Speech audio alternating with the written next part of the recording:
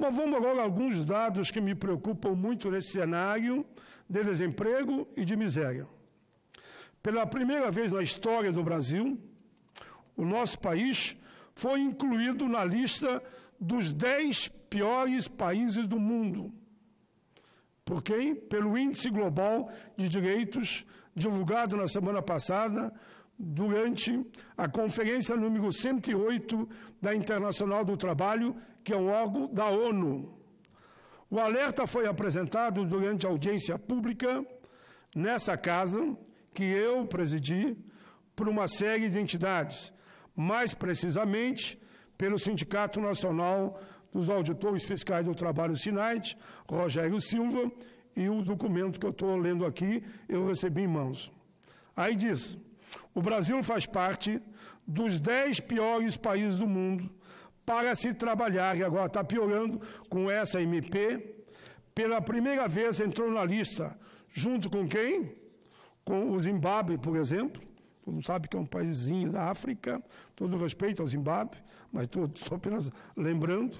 O Índice Global dos Direitos inclui o Brasil por ter considerado que a reforma trabalhista, eu já tinha alertado que isso ia acontecer, Lei 13.467 e mais agora a MP 881, impôs um arcabouço jurídico regressivo aos trabalhadores, pautado na retirada de direitos. A reforma consolidou um quadro de desproteção ao trabalho, repressão violenta às greves e protestos, além da intimidação das lideranças. Também contribuíram no rebaixamento do Brasil os esforços governamentais visando asfixiar economicamente os sindicatos.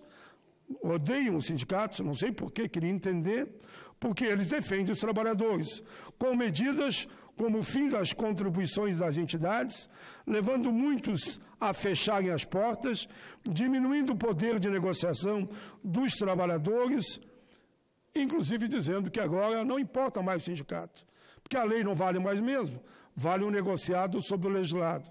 Se empregado e empregador negocia o que está valendo. Então, segundo eles, naturalmente quem tem a força é o empregador, o trabalhador, mais uma vez, é que vai perder. Mas vamos além. Além do Brasil e Zimbábue, vejam quem mais faz parte no mundo. Estão na lista dos 10 países piores do mundo: Arábia Saudita, Bangladesh, Filipinas, Guatemala, Cazaquistão, Argélia, Colômbia e Turquia. E aí? E aqui, na América Latina, nenhum? O Brasil é o pior? É o pior do continente americano aqui. Só entra, junto com ele, a Colômbia. Todo o continente americano só entra a Colômbia. Precarização e desemprego. Afirmou mais. O Brasil passou a ser monitorado, o Brasil agora é monitorado por decisão da Organização Internacional do Trabalho, a OIT, devido às denúncias de que estaria descumprindo os acordos internacionais trabalhistas assinados há pouco tempo atrás. Também foi criticado o fato de que a reforma trabalhista ter sido feita sob o argumento que geraria 6 milhões de novos empregos. Todo mundo sabe que não gerou emprego nenhum. Após quase 2 anos de vigência, o que se vê foi o aumento do número de trabalhadores desempregados, que na época eram 12 milhões.